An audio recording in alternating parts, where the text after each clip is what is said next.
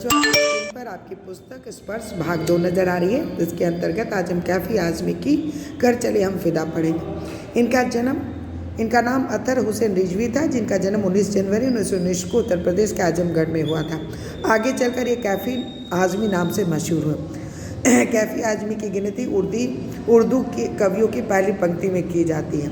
शुरू का जीवन इनका बनारस और आजमगढ़ में बीता और 1940 में ये फिल्मी नगरी मुंबई चले गए, जहाँ इन्हें कैफ़ी आज़मी के नाम से मशहूरियत मिली। कैफ़ी की कविताओं में एक सामाजिक और राजनीतिक जागरूकता का समावेश है।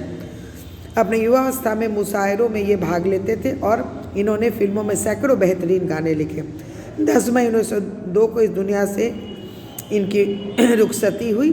कैफ़ी की 5 कविताएं संग्रह आखिरी शब्द, आवारे, सजदे, शर्माया, फिल्मी गीतों का संग्रह, मेरी आवाज़ सुनो। अपने रचनाक्रम के लिए कैफ़ी आज़मी को साहित्य अकादमी पुरस्कार सहित कई पुरस्कारों से नवाजा गया।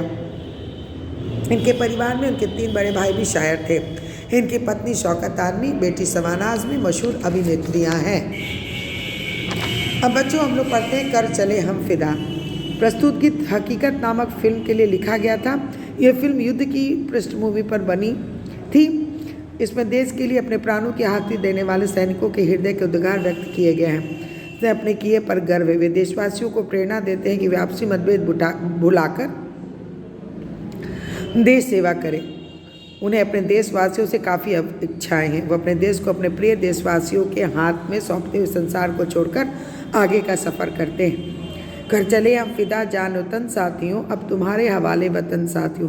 सांस थमती गई, नब जमती गई, फिर भी बढ़ते कदम को न रुकने दिया। कट गए सर हमारे तो कुछ गम नहीं, सर हिमालय का हमने न झुकने दिया। मरते मरते रहा बाकपन साथियों, अब तुम्हारे हवाले वतन साथियों। युद्ध के मैदान में लड़ते लड़ते प्राण अर्पण करते हुए सैनिक कहते हैं कि हे देश के मित्रों, हम देश पर न्यौछावर होकर जा रहे हैं, लेकिन अब हमारा स्थान तुम्हें लेना है। हम अपने कार्यों को तुम्हें सौंप कर विदा हो रहे हैं। हमने तो अंतिम दम तक अपने कदमों को रोका नहीं। हमें अपने सिर के कटने का कोई दुख नहीं, लेकिन हमने हिमालय का सिर झुकने नहीं दिया।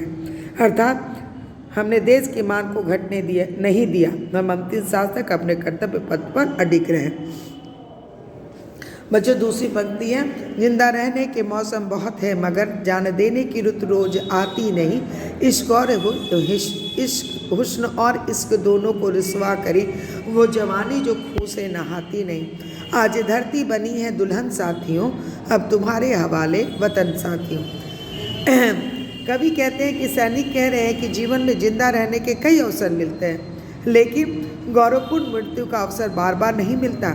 जीवन में सुंदरता व मोहब्बत दोनों एक साथ नहीं आती।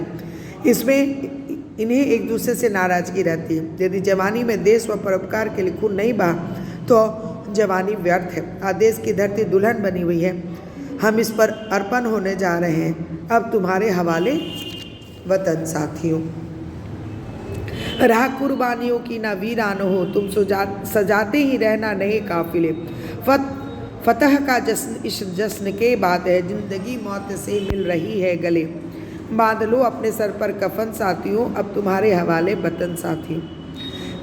बलिदान करने वाले के रास्ते उजड़ने नहीं चाहिए। हम एक दूसरे के पीछे बलिदान के लिए तैयार है, ताकि यह हमारी धरती सुनसान न हो। हमारी जीत की खुशियाँ तो सब जगह मनाई जाएगी। ये तो जीवन और मृत्यु का मिलन है।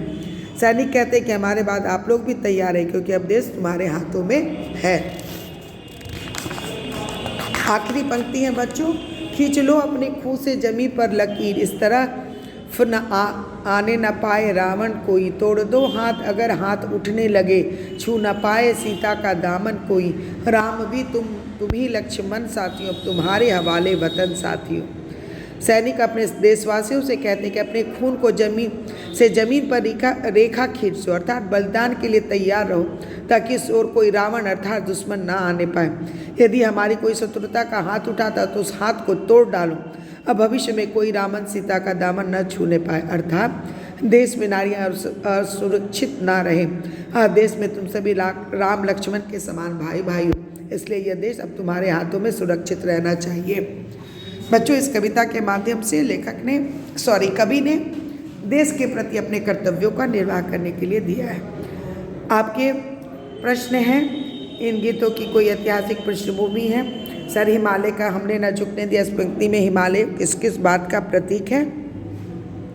इस गीत में धरती को दुल्हन क्यों कहा गया है?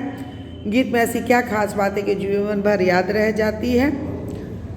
कवि ने साथियों संबोधन का प्रयोग किसके लिए किया है? कवि ने इस कविता में किस काफिले को आगे बढ़ाने की बात कर रहे हैं? इस गीत में सर का कफन बांधना किस ओर संकेत करता है? इस कविता का प्रतिपाद अपने शब्दों में लिखिए।